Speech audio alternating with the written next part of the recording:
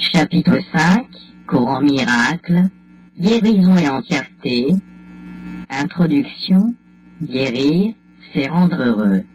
Je t'ai dit de penser au nombre d'occasions que tu as de te réjouir et au nombre de celles que tu as refusées.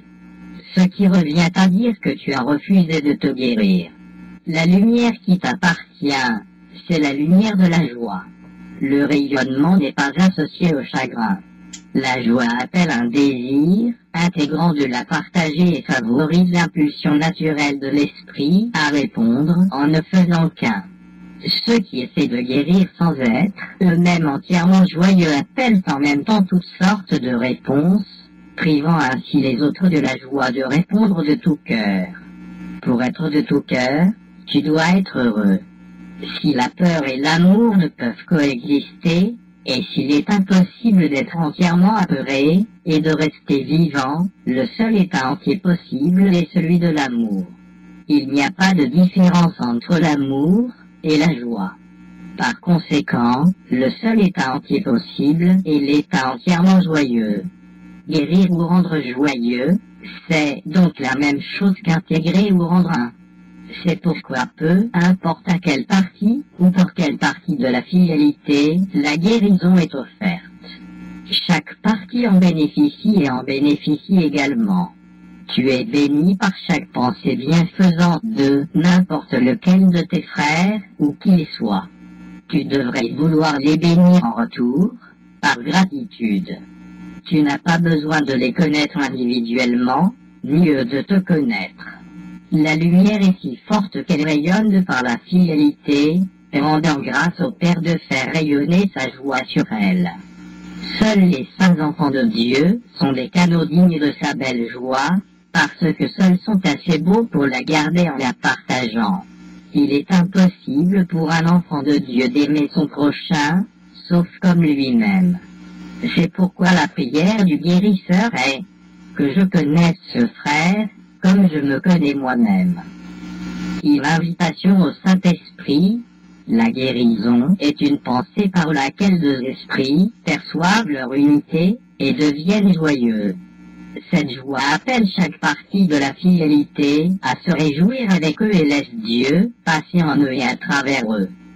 Seul l'esprit guéri peut faire l'expérience de la révélation avec un effet durable, parce que la révélation est une expérience de pure joie. Si tu ne choisis pas d'être entièrement joyeux, ton esprit ne peut pas avoir ce qu'il ne choisit pas d'être. Souviens-toi que le pur esprit ne fait aucune différence entre avoir et être.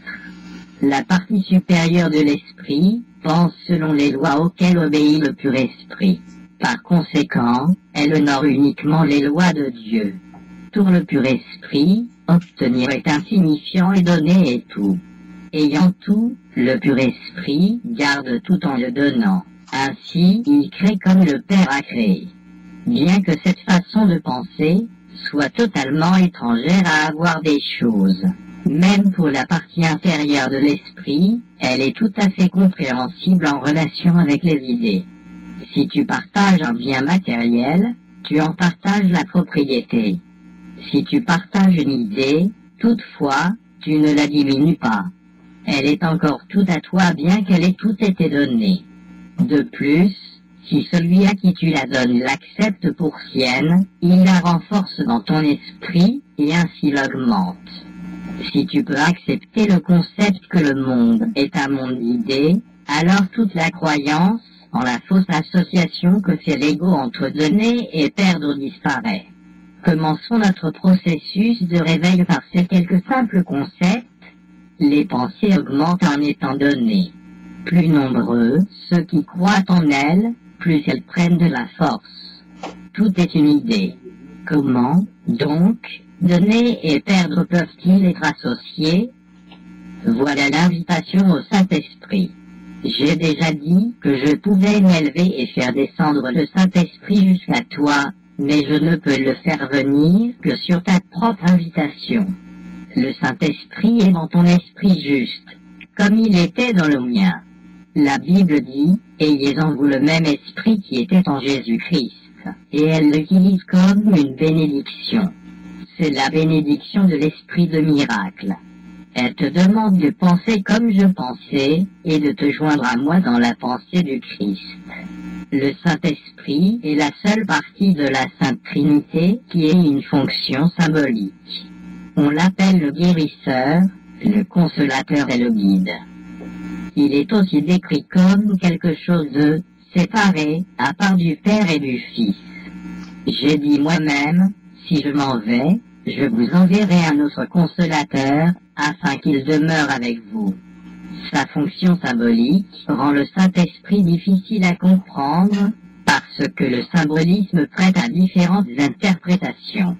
Comme homme et aussi comme une des créations de Dieu, ma justesse de pensée, qui venait du Saint-Esprit ou de l'inspiration universelle, m'a appris d'abord et avant tout que cette inspiration est pour tous.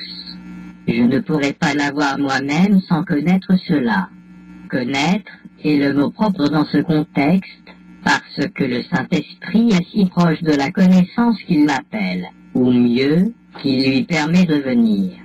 J'ai parlé plutôt de la perception supérieure, ou vraie, qui est si proche de la vérité que Dieu lui-même peut franchir le mince fossé. La connaissance est toujours prête à s'étendre partout, mais elle ne peut pas se poser. Par conséquent, tu peux lui faire obstacle, quoique tu ne puisses jamais la perdre. Le Saint-Esprit est l'Esprit du Christ qui est conscient de la connaissance, qui se trouve au-delà de la perception. Il a reçu l'être avec la séparation, comme protection, inspirant en même temps le principe de l'expiation. Avant cela, il n'y avait pas besoin de guérison, car nul n'était inconsolé. La voix du Saint-Esprit est l'appel à l'expiation, ou à la restauration de l'intégrité de l'esprit. L'expiation étant complétée, et la fidélité tout entière guérie, il n'y aura plus d'appel au retour. Mais ce que Dieu crée est éternel. Le Saint-Esprit restera avec les fils de Dieu, pour bénir leur création, et les garder dans la lumière de la joie.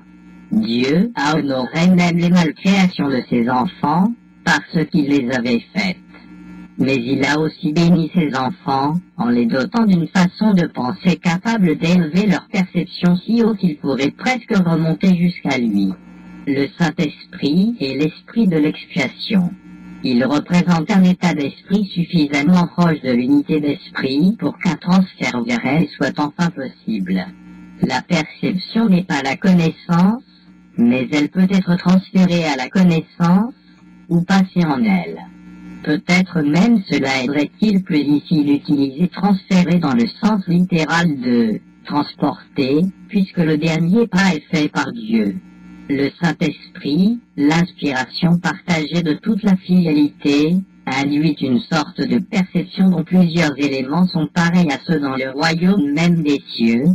Premièrement, son universalité est parfaitement claire, et nul qui l'atteint ne pourrait croire un seul instant que de la partager comporte quoi que ce soit d'autre qu'un gain. Deuxièmement, elle est incapable d'attaquer, et elle est donc véritablement ouverte. Cela signifie que, bien qu'elle n'engendre pas la connaissance, elle ne lui fait pas du tout obstacle. Finalement, elle indique la voie au-delà de la guérison qu'elle apporte, et elle conduit l'esprit au-delà de sa propre intégration vers les sentiers de la création. C'est à ce point que s'opère un changement quantitatif suffisant pour produire un réel changement qualitatif. Il a voie pour Dieu, guérir n'est pas créer, c'est réparer. Le Saint-Esprit favorise la guérison en regardant par-delà vers ce qu'étaient les enfants de Dieu avant qu'il y ait besoin de guérison, et ceux qui seront une fois guéris. Cette altération du déroulement temporel devrait être assez familière, parce qu'elle ressemble beaucoup au changement dans la perception du temps que le miracle introduit. Le Saint-Esprit est la motivation de l'esprit de miracle. La décision de guérir la séparation en lâchant prise. Ta volonté est encore en toi parce que Dieu l'a placée dans ton esprit. Et bien que tu puisses la garder endormie, tu ne peux pas l'oblitérer. Dieu lui-même garde ta volonté vivante en la transmettant de son esprit au sien aussi longtemps qu'il y a le temps. Le miracle lui-même est un reflet de cette union de volonté entre Père et Fils. Le Saint-Esprit est le pur esprit de la joie. Il est l'appel au retour dont Dieu a béni l'esprit de ses fils séparés. Cela est la vocation de l'esprit. L'esprit n'avait pas d'appel jusqu'à la séparation, parce qu'avant cela, il n'avait que l'être, et il n'aurait pas compris l'appel à la justesse de penser.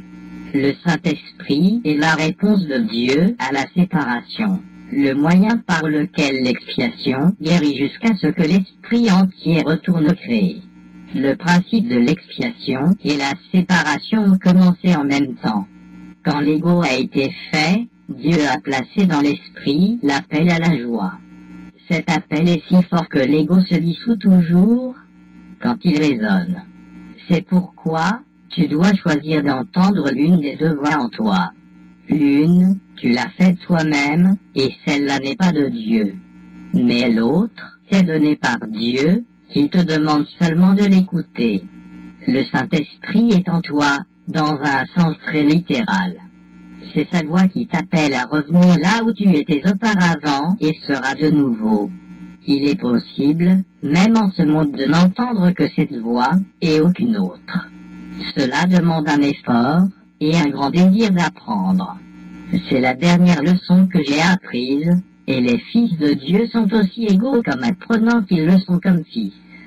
Tu es le royaume des cieux, mais tu as laissé la croyance dans les ténèbres entrer dans ton esprit, et tu as donc besoin d'une nouvelle lumière. Le Saint-Esprit est le rayonnement que tu dois laisser bannir l'idée de ténèbres. À lui est la gloire devant laquelle la dissociation disparaît et le royaume des cieux s'ouvre à lui-même. Avant la séparation, tu n'avais pas besoin d'être guidé. Tu connaissais comme tu connaîtras de nouveau, mais comme maintenant, tu ne connais pas. Dieu ne dit pas, parce qu'il ne peut partager que la connaissance parfaite. Guider, c'est évaluer, parce que cela implique qu'il y a une voie juste et une voie fausse, l'une à choisir et l'autre à éviter. En choisissant l'une, tu abandonnes l'autre. Choisir le Saint-Esprit, c'est choisir Dieu. Dieu n'est pas en toi au sens littéral. C'est toi qui fais partie de lui. Quand tu as choisi de le quitter, il t'a donné une voix qui parlerait pour lui parce qu'il ne pouvait plus partager sa connaissance avec toi sans entrave. La communication directe était rompue parce que tu avais fait une autre voie. Le Saint-Esprit t'appelle à la fois à te souvenir et à oublier. Tu as choisi d'être dans un état d'opposition où les opposés sont possibles. Le résultat, c'est que tu dois faire des choix. Dans l'état de sainteté, la volonté est libre, de sorte que sa puissance créatrice est illimitée, et choisir est insignifiant. La liberté de choisir est le même pouvoir que la liberté de créer, mais l'application en est différente. Choisir dépend d'un esprit divisé. Le Saint-Esprit représente l'un des choix. Dieu n'a pas laissé ses enfants inconsolés, même s'ils ont choisi de le quitter. La voie qu'ils ont mise dans leur esprit n'était pas la voie pour sa volonté, pour laquelle parle le Saint-Esprit. La voix du Saint-Esprit ne commande pas, parce qu'elle est incapable d'arrogance. Elle n'exige pas, parce qu'elle ne cherche pas à contrôler. Elle ne vint pas, parce qu'elle n'attaque pas. Elle ne fait que rappeler. Elle est irrésistible uniquement à cause de ce qu'elle te rappelle. Elle rappelle à ton esprit l'autre voie, toujours quiète, même parmi le tumulte que tu peux faire. La voie pour Dieu est toujours quiète, parce qu'elle parle de paix. La paix est plus forte que la guerre parce qu'elle guérit. La guerre est division et non augmentation. Personne ne gagne à la dissension. Que servirait-il à l'homme de gagner tout le monde, s'il perdait son âme? Si tu écoutes la voix fausse, tu as perdu ton âme de vue. Tu ne peux pas la perdre, mais tu peux ne pas la connaître. Elle est donc perdue pour toi jusqu'à ce que tu fasses le choix juste. Le Saint-Esprit est ton guide pour choisir. Il est dans la partie de ton esprit qui parle toujours pour le choix juste. parce qu'il parle pour Dieu. Il est ta communication restante avec Dieu, que tu peux interrompre mais point détruire. Le Saint-Esprit est la voie par laquelle la volonté de Dieu est faite sur la terre comme au ciel. Et le ciel et la terre sont en toi, parce que tous deux ont leur appel dans ton esprit. La voie pour Dieu vient de tes propres autels à lui. Ces autels ne sont pas des choses, ce sont des dévotions. Or tu as maintenant d'autres dévotions. Ta dévotion divisée t'a donné les deux voies, et tu dois choisir l'autel où tu veux servir. L'appel auquel tu réponds maintenant est une évaluation parce que c'est une décision. La décision est très simple. Tu choisis celui des deux appels qui a le plus de valeur pour toi. Mon esprit sera toujours pareil au tien, parce que nous avons été créés égaux. C'est ma seule décision qui m'a donné tout pouvoir dans le ciel et sur la terre. Mon seul don pour toi est de t'aider à prendre la même décision. Cette décision, c'est le choix de la partager, parce que la décision même est la décision de partager. Elle est prise en donnant, et c'est donc le seul choix qui ressemble à la véritable création. Je suis ton modèle de décision. En décidant de choisir Dieu, je t'ai montré que cette décision peut être prise, et que tu peux la prendre. Je t'ai assuré que l'esprit qui a décidé pour moi est aussi en toi, et que tu peux le laisser te changer, comme il m'a changé. Cet esprit est sans équivoque, parce qu'il n'entend qu'une seule voix, et ne répond que d'une seule façon. Tu es la lumière du monde avec moi.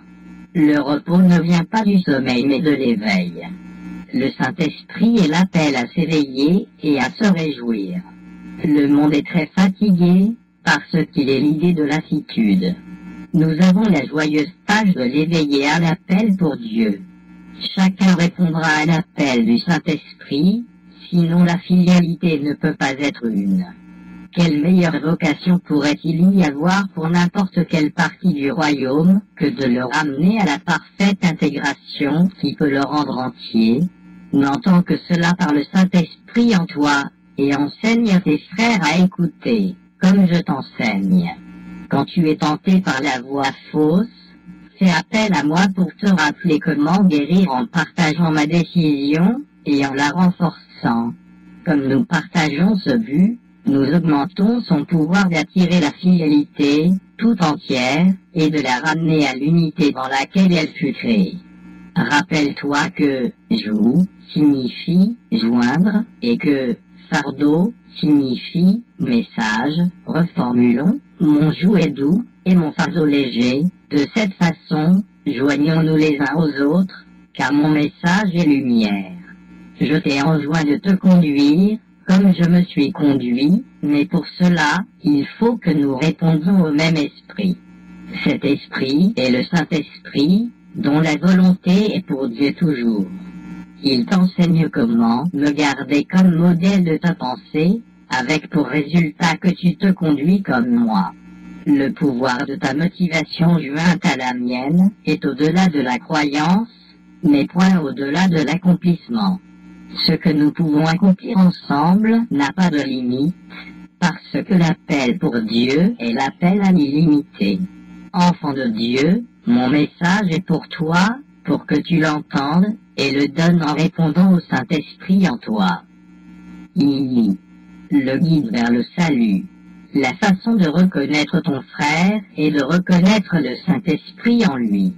J'ai déjà dit que le Saint-Esprit est le pont pour le transfert de la perception à la connaissance, de sorte que nous pouvons utiliser ces termes comme s'ils étaient reliés, parce qu'ils le sont dans son esprit. Cette relation doit être dans son esprit parce que, si elle ne l'était pas, la séparation entre les deux façons de penser ne serait pas susceptible de guérison. Il fait partie de la Sainte Trinité, parce que son esprit est en partie le tien et en partie aussi celui de Dieu. Cela demande clarification, non dans les termes, mais dans l'expérience. Le Saint-Esprit est l'idée de guérison. Étant pensée, l'idée gagne à être partagée. Étant l'appel pour Dieu, c'est aussi l'idée de Dieu. Puisque tu fais partie de Dieu, C'est aussi l'idée de toi-même, ainsi que de toutes ses créations. L'idée du Saint-Esprit a les mêmes propriétés que les autres idées, parce qu'elle obéit aux lois de l'univers dont elle fait partie. Elle est renforcée en étant donnée. Elle augmente en toi quand tu la donnes à ton frère. Ton frère n'a pas à être conscient du Saint-Esprit en lui-même ou en toi pour que ce miracle se produise. Peut-être comme toi a-t-il dissocié l'appel pour Dieu. Cette dissociation est guérie en vous deux, quand tu prends conscience de l'appel pour Dieu en lui, et reconnais ainsi son être. Il y a de façons diamétralement opposées de voir ton frère. Les deux doivent être dans ton esprit parce que tu es celui qui perçoit. Elles doivent aussi être dans le sien parce que c'est lui que tu perçois. Vois-le par le Saint-Esprit dans son esprit, et tu le reconnaîtras dans le tien. Ce que tu reconnais en ton frère, tu le reconnais en toi, et ce que tu partages, tu le renforces. La voix du Saint-Esprit est faible en toi. C'est pourquoi tu dois la partager. Sa force doit d'abord être augmentée avant que tu puisses l'entendre. Il est impossible de l'entendre en toi-même tant qu'elle est si faible dans ton esprit. Elle n'est pas faible en elle-même, mais elle est limitée par ton indésir de l'entendre.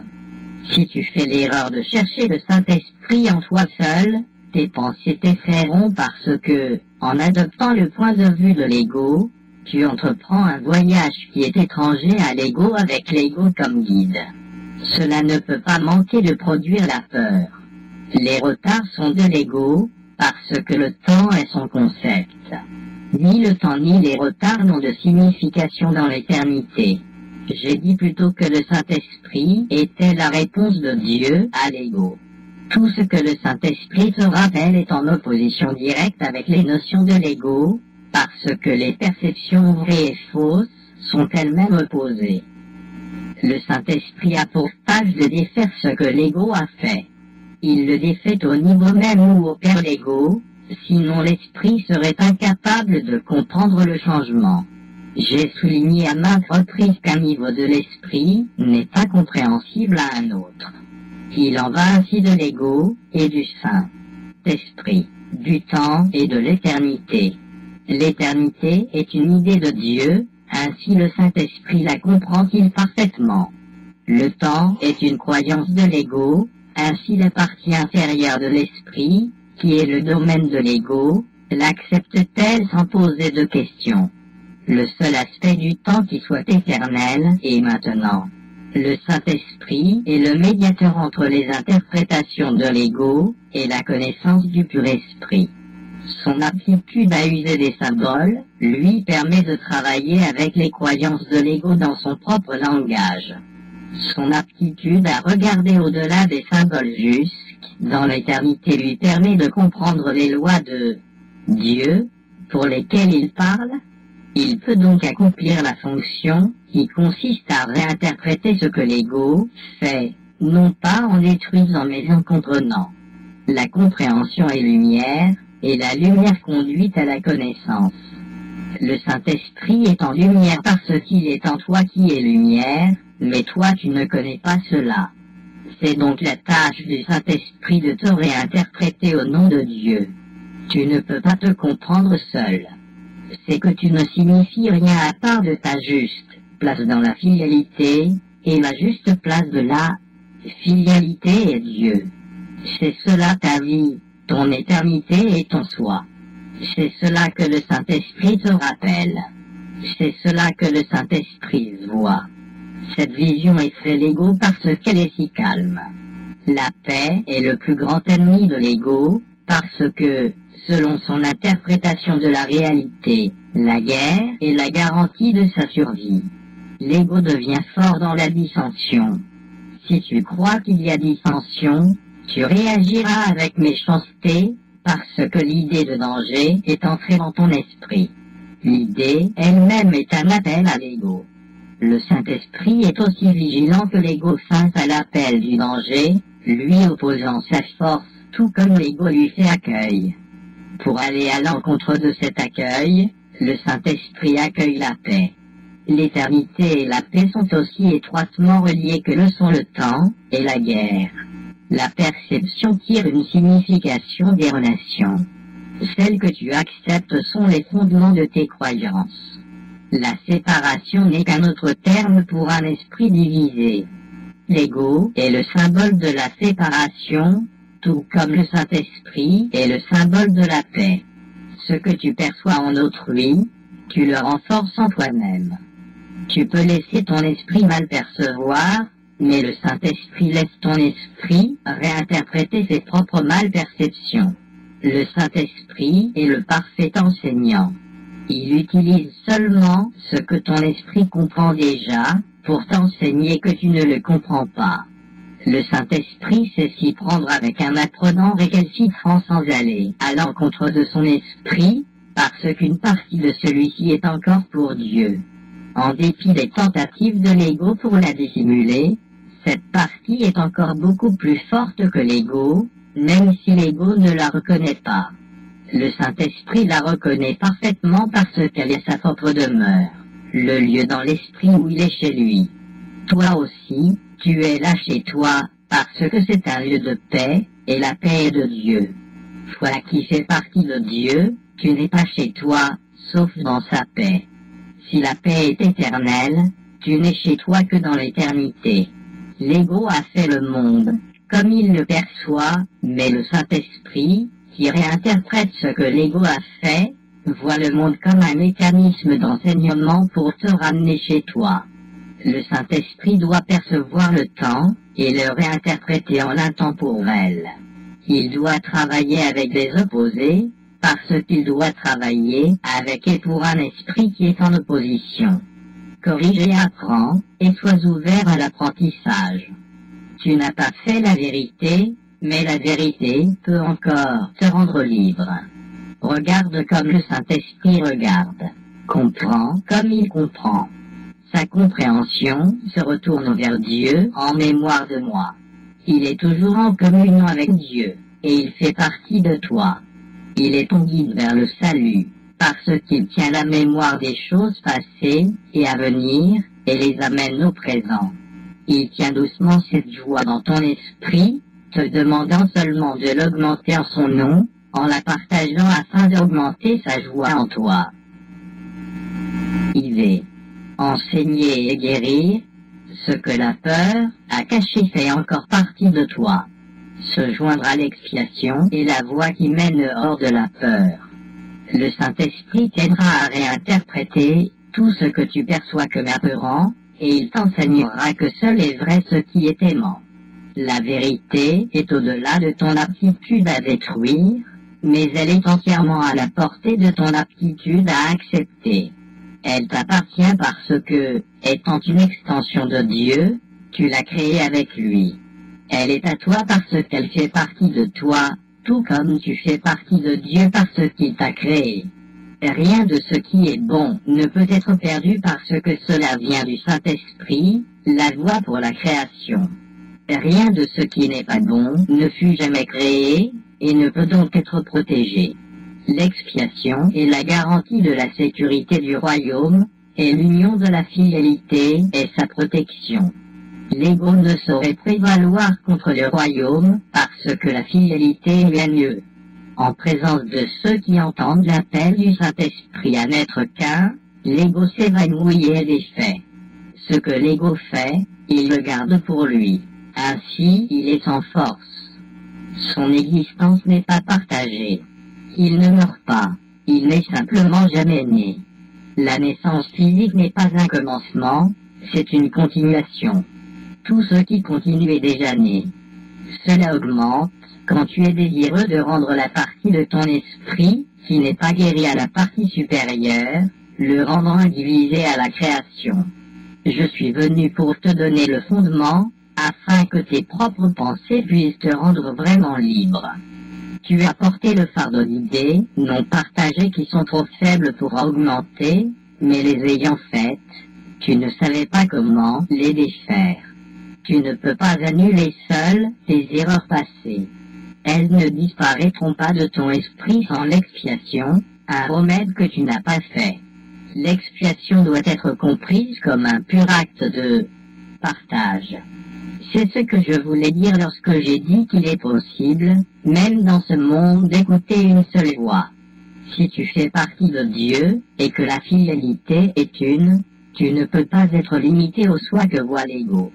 Toute pensée aimante tenue dans n'importe quelle partie de la fidélité appartient à chaque partie. Elle est partagée parce qu'elle est aimante. Partager, c'est la façon dont Dieu crée, qui est aussi la tienne. L'ego peut te garder en exil hors du royaume, mais dans le royaume, même il n'a aucun pouvoir. Les idées du pur esprit ne quittent pas l'esprit qui les pense, pas plus qu'elles ne peuvent être en conflit les unes avec les autres. Toutefois, les idées de l'ego peuvent être en conflit parce qu'elles surviennent à différents niveaux et incluent aussi des pensées opposées à un même niveau. Il est impossible de partager des pensées qui s'opposent les unes aux autres. Tu ne peux partager que les pensées qui sont de Dieu et qu'à garde pour toi. Or en cela consiste le royaume des cieux. Les autres restent avec toi jusqu'à ce que le Saint-Esprit les ait réinterprétées à la lumière du royaume, les rendant, elles aussi, dignes d'être partagées. Lorsqu'elles ont été suffisamment purifiées, il te laisse les donner. C'est la décision de les partager qui est leur purification. J'ai entendu une seule voix parce que j'ai compris que je ne pouvais pas expier pour moi seul. Écouter une seule voix implique la décision de la partager afin de l'entendre soi-même. L'esprit qui était en moi est encore irrésistiblement attiré vers chaque esprit que Dieu a créé, parce que l'entièreté de Dieu est l'entièreté de son Fils. Tu ne peux pas être blessé, et à ton frère, tu ne veux rien montrer, sauf ton entièreté. Montre-lui qu'il ne peut pas te blesser, et ne lui fais aucun reproche, sinon c'est à toi-même que tu le fais. C'est ce que signifie présenter l'autre joue. L'enseignement se fait de plusieurs façons, par-dessus, tout en donnant l'exemple. L'enseignement devrait être guérison, parce que c'est un partage d'idées, et c'est la reconnaissance du fait que partager des idées, c'est les renforcer. Je ne peux pas oublier mon besoin d'enseigner ce que j'ai appris, qui a surgi en moi parce que je l'ai appris. Je fais appel à toi pour enseigner ce que tu as appris, parce qu'en le faisant, tu pourras t'y fier. Rends-le fiable en mon nom parce que mon nom est le nom du Fils de Dieu. Ce que j'ai appris, je te le donne librement, et l'esprit qui était en moi se réjouit quand tu choisis de l'entendre. C'est en défaisant que le Saint-Esprit expie en nous tous, et ainsi lève le fardeau que tu as placé dans ton esprit. En le suivant, tu es reconduit vers Dieu où est ta place. Or comment peux-tu trouver le chemin, sauf en emmenant ton frère avec toi? Mon rôle dans l'expiation n'est pas complet tant que tu ne t'y es pas joint, et ne l'as pas donné. Comme tu enseignes, ainsi tu apprendras.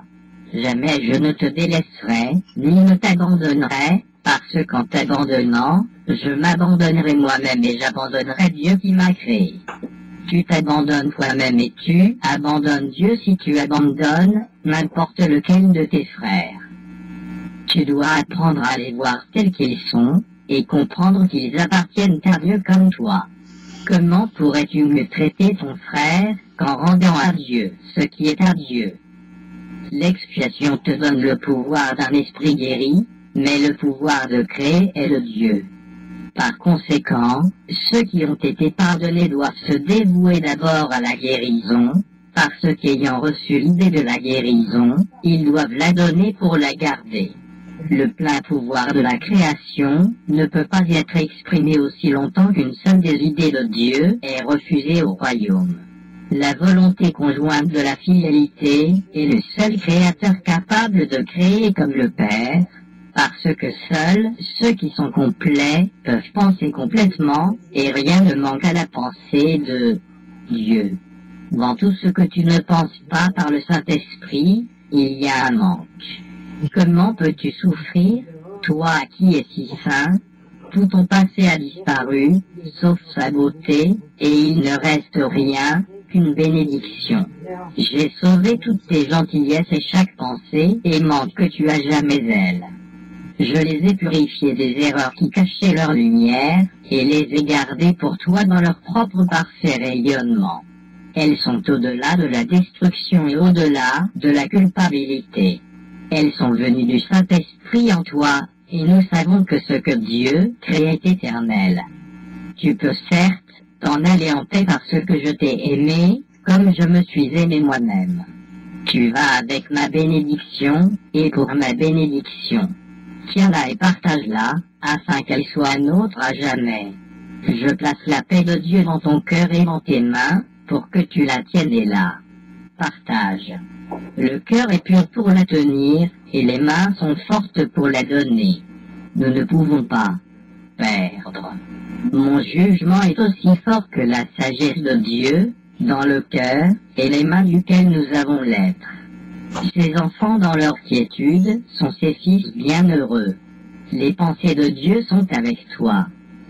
Mais l'usage que fait l'ego de la culpabilité, peut-être que certains de nos concepts deviendront plus clairs et prendront une signification plus personnelle si nous clarifions l'usage que fait l'ego de la culpabilité. L'ego a un but, tout comme le Saint-Esprit. Le but de l'ego est la peur, parce que seuls ceux qui ont peur peuvent être égotistes.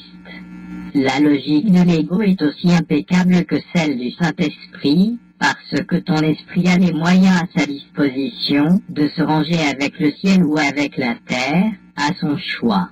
Mais encore une fois, souviens-toi que les deux sont en toi. Au ciel, il n'y a pas de culpabilité, parce que le royaume s'atteint par l'expiation, qui te rend libre de créer. Créer est le mot approprié ici, car une fois que ce que tu as fait a été défait par le Saint-Esprit, le résidu béni est restauré et continue, donc la création. Ce qui est véritablement béni est incapable de susciter la culpabilité et doit susciter la joie. Cela le rend invulnérable à l'ego parce que sa paix est inattaquable. Il est invulnérable aux perturbations parce qu'il est entier. La culpabilité est toujours perturbatrice. Tout ce qui engendre la peur est diviseur parce que cela obéit à la loi de la division. Si l'ego est le symbole de la séparation, il est aussi le symbole de la culpabilité. La culpabilité est plus que simplement pas de Dieu. C'est le symbole de l'attaque contre Dieu.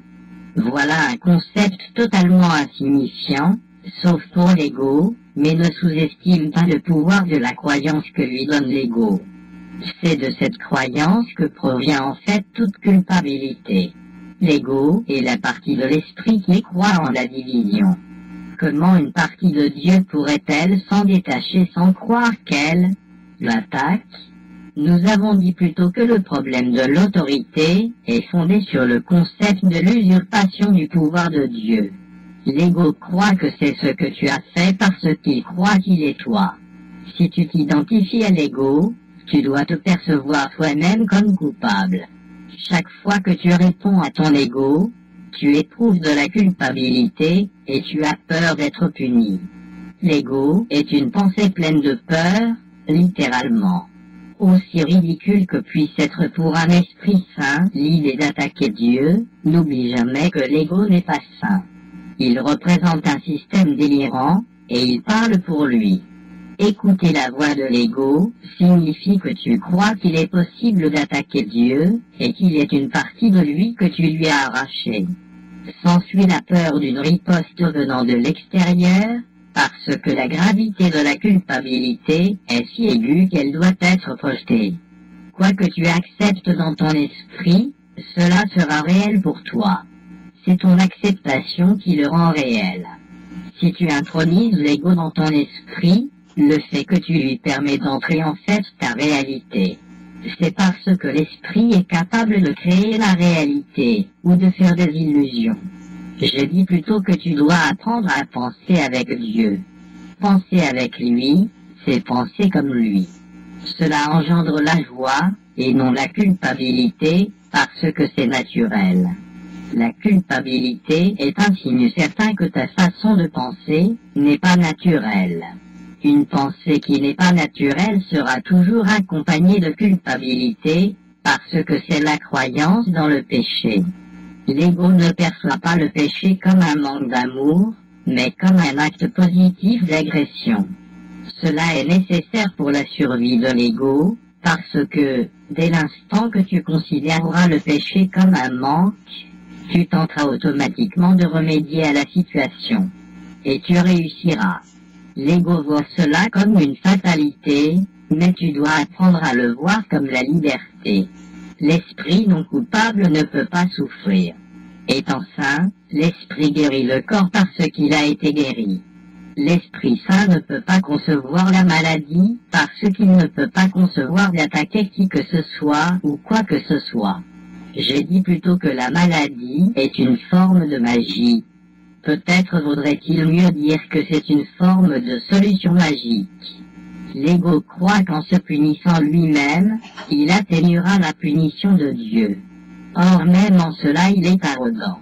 Il attribue à Dieu une intention punitive, puis il fait de cette intention sa propre prérogative. Il essaie d'usurper toutes les fonctions de Dieu telles qu'il les perçoit, parce qu'il reconnaît que seule une allégeance totale est fiable. L'ego ne peut pas plus s'opposer aux lois de Dieu que tu ne le peux, mais il peut les interpréter conformément à ce qu'il veut, comme tu le peux. C'est pourquoi il faut répondre à la question « Qu'est-ce que tu veux ?» Tu y réponds à chaque minute et à chaque seconde, et chaque moment de décision est un jugement qui est tout sauf ineffectif. Ces effets suivront automatiquement jusqu'à ce que la décision soit changée. Souviens-toi, toutefois, que les alternatives sont elles-mêmes inaltérables. Le Saint-Esprit, comme l'ego, est une décision. Ensemble, ils constituent toutes les alternatives que l'esprit peut accepter et auxquelles il peut obéir. Le Saint-Esprit et l'ego sont les seuls choix qui te soient offerts. Dieu en a créé un, donc tu ne peux pas l'éradiquer. Tu as fait l'autre, donc tu le peux. Seul ce que Dieu crée est irréversible et inchangeable.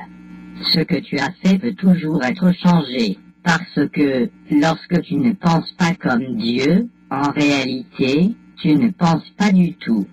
Les idées délirantes ne sont pas de réelles pensées, bien que tu puisses croire en elles. Mais tu fais erreur. La fonction de la pensée vient de Dieu et est en Dieu. Faisant toi-même partie de sa pensée, tu ne peux pas penser à part de lui. Une pensée irrationnelle est une pensée désordonnée. Dieu, lui-même ordonne ta pensée parce que ta pensée a été créée par lui. Le sentiment de culpabilité est toujours signe que tu ne connais pas cela. Il montre aussi que tu crois pouvoir penser à part de Dieu et que tu veux le faire. Chaque pensée désordonnée s'accompagne de culpabilité dès son commencement, et c'est la culpabilité qui la maintient dans sa continuité. La culpabilité est inéluctable pour ceux qui croient qu'ils ordonnent leurs propres pensées et doivent donc obéir à leurs dictats. Cela les fait sentir responsables de leurs erreurs, mais sans reconnaître qu'en acceptant cette responsabilité, ils réagissent de manière irresponsable.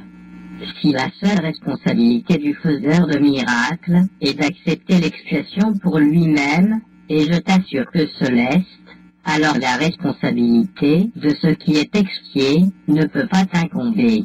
Le dilemme ne peut être résolu qu'en acceptant la solution de défaire. Tu serais responsable de tous les effets de ta pensée fausse si elle ne pouvait pas être défaite. Le but de l'expiation est de ne sauver le passé que sous une forme purifiée. Si tu acceptes le remède à la pensée désordonnée, remède dont l'efficacité est au-delà du doute, comment ces symptômes peuvent-ils rester?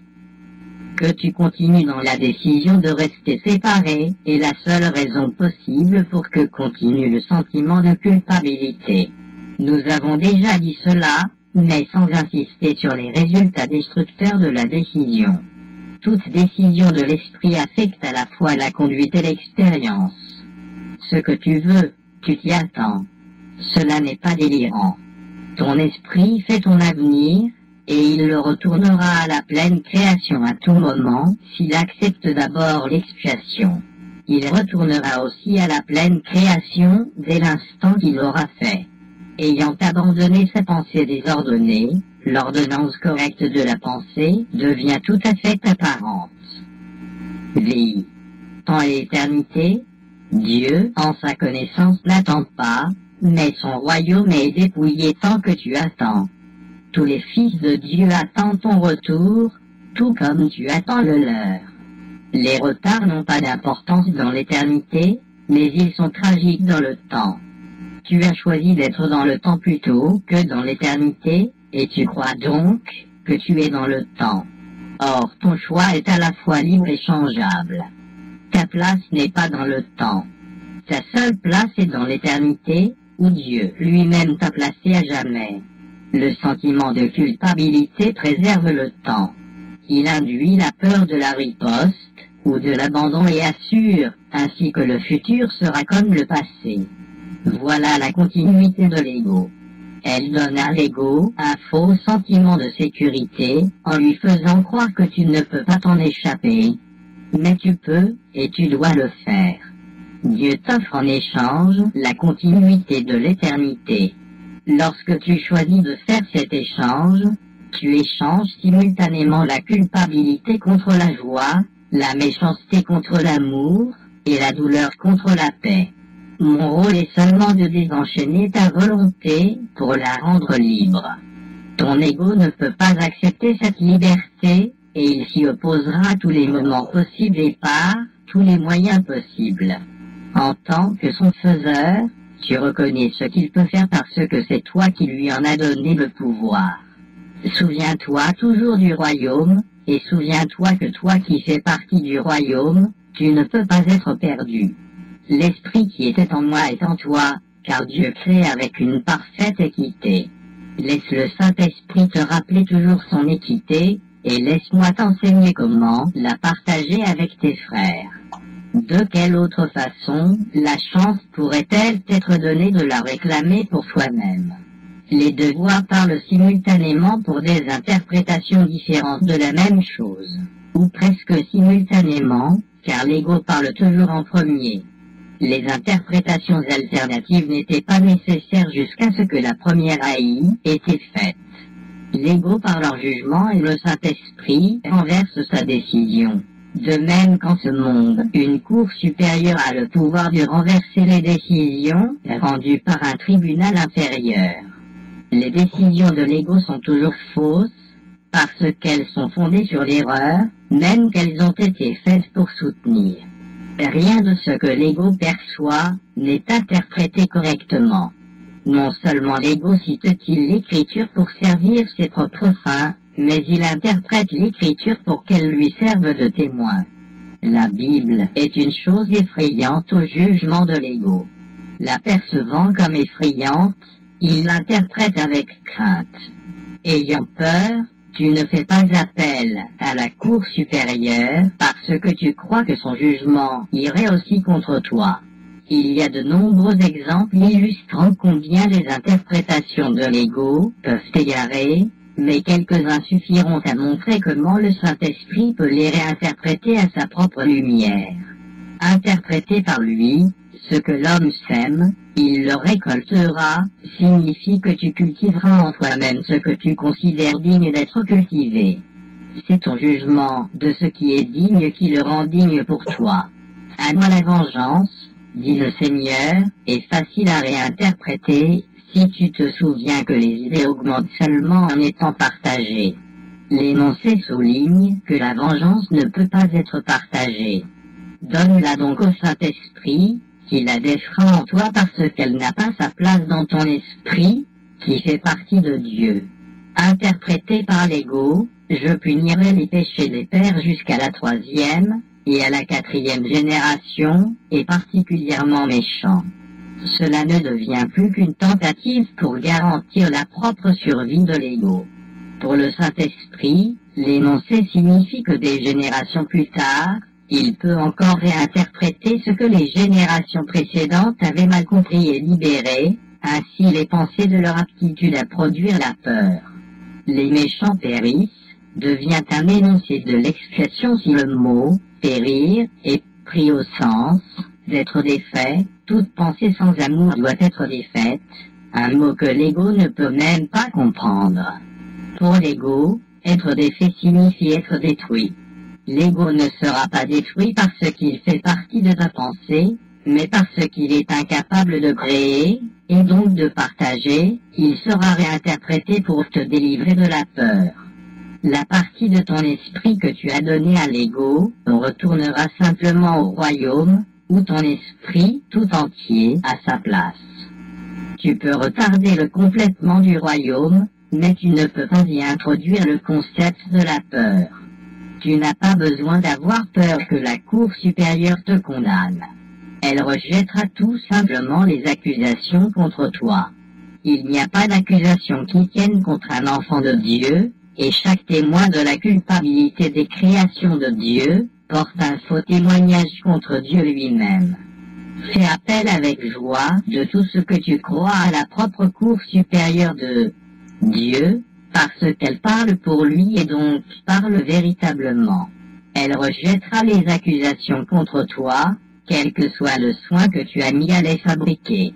Les accusations sont peut-être à toute épreuve, mais pas à l'épreuve de Dieu. Le Saint-Esprit ne les entendra pas, parce qu'il ne peut témoigner que véritablement. Son verdict sera toujours « À toi appartient le royaume, parce qu'il t'a été donné pour te rappeler ce que tu es. » Quand j'ai dit « Je suis venu comme une lumière dans le monde », je voulais dire que je suis venu partager la lumière avec toi. Souviens-toi que j'ai parlé du sombre miroir de l'ego, et souviens-toi aussi que j'ai dit « Ne regarde pas là ». Il est toujours vrai que c'est à toi de décider où tu regardes pour te trouver. Ta patience envers ton frère et ta patience envers toi-même. Un enfant de Dieu n'est-il pas digne de patience? J'ai montré avec toi une patience infinie parce que ma volonté est celle de notre Père, de qui j'ai appris ce qu'est la patience infinie.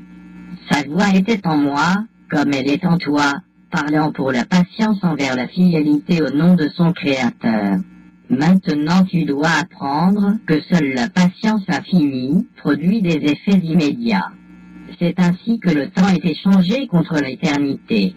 La patience infinie fait appel à l'amour infini. En produisant des résultats maintenant, elle rend le temps non nécessaire. Nous avons dit à maintes reprises que le temps est un mécanisme d'apprentissage qui sera aboli lorsqu'il ne sera plus utile. Le Saint-Esprit, qui parle pour Dieu dans le temps, connaît aussi que le temps est insignifiant. Il te rappelle cela à chaque instant du temps qui passe, parce que sa fonction particulière est de te ramener à l'éternité, puis de rester pour bénir tes créations. Il est la seule bénédiction que tu puisses véritablement donner, parce qu'il est véritablement béni. Parce qu'il t'a été librement donné par Dieu, tu dois le donner comme tu l'as reçu. Veille la décision de choisir Dieu. Crois-tu réellement pouvoir faire une voie capable de noyer celle de Dieu? Crois-tu réellement pouvoir concevoir un système de pensée capable de te séparer de lui? Crois-tu réellement pouvoir faire des plans pour ta sécurité et ta joie mieux que lui? Tu n'as pas besoin d'être soucieux ni insoucieux. Tu as seulement besoin de te décharger sur lui de tous tes soucis, parce qu'il prend soin de toi. Tu es son soin parce qu'il t'aime. Sa voix te rappelle toujours que tous les espoirs te sont permis parce qu'il a soin de toi. Tu ne peux pas choisir d'échapper à ses soins parce que telle n'est pas sa volonté, mais tu peux choisir d'accepter ses soins et d'utiliser le pouvoir infini de sa sollicitude pour tout ce qu'il a créé par elle. Il y eut de nombreux guérisseurs qui ne s'étaient pas guéris eux-mêmes. Ils n'ont pas transporté des montagnes par leur foi parce que leur foi n'était pas entière. Certains d'entre eux ont parfois guéri les malades, mais ils n'ont pas ressuscité les morts. À moins que le guérisseur ne se guérisse lui-même, il ne peut pas croire qu'il n'y a pas d'ordre de difficulté dans les miracles. Il n'a pas appris que chaque esprit que Dieu a créé est également digne d'être guéri parce que Dieu l'a créé entier. Il t'est simplement demandé de rendre à Dieu l'esprit tel qu'il l'a créé. Il te demande uniquement ce qu'il a donné, connaissant que ce dont te guérira. La santé d'esprit et l'entièreté, et la santé d'esprit de tes frères et la tienne. Pourquoi écouterais-tu les incessants appels insanes dont tu penses faire l'objet, quand tu peux connaître que la voie pour Dieu est en toi? Dieu t'a remis son pur esprit, et il te demande de lui remettre le tien. Sa volonté est de le garder dans une paix parfaite, parce que tu es avec lui d'un seul pur esprit. T'exclure toi-même de l'expiation, c'est l'ultime tentative désespérée de l'ego, pour défendre sa propre existence. Cela reflète à la fois le besoin de l'ego de séparer et ton désir de te ranger avec son état de séparation. Ce désir signifie que tu ne veux pas être guéri. Mais le temps est maintenant. Il ne t'a pas été demandé de mettre au point toi-même le plan du salut parce que, comme je te l'ai dit plus tôt, le remède ne pourrait pas être fait par toi. Dieu, lui-même t'a donné la parfaite correction pour tout ce que tu as fait, qui n'est pas en accord avec sa sainte volonté. Je te rends son plan parfaitement explicite. Je te dirai aussi quel Y est ton rôle et quelle urgence il y a à le remplir.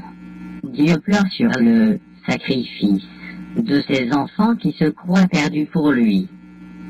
Chaque fois que tu n'es pas entièrement joyeux, c'est que tu as réagi avec un manque d'amour à l'une des créations de Dieu. Percevant cela comme un péché, tu te mets sur la défensive parce que tu t'attends à être attaqué. La décision de réagir de cette façon t'appartient, et elle peut donc être défaite. Elle ne peut pas être défaite par le repentir au sens habituel, parce que cela implique de la culpabilité. Si tu te permets de te sentir coupable, tu renforceras l'erreur plutôt que de lui permettre d'être défaite pour toi. La décision ne peut pas être difficile. Cela est évident quand tu te rends compte que tu dois déjà avoir décidé de ne pas être entièrement joyeux si tu ne l'es pas. Par conséquent, la première étape pour défaire cela consiste à reconnaître que tu as pris activement la mauvaise décision, mais que tu peux tout aussi activement prendre une autre décision. Sois très ferme avec toi-même là-dessus, et reste pleinement conscient que défaire est un processus qui ne vient pas de toi, mais qui, néanmoins, est en toi parce que Dieu l'a placé là.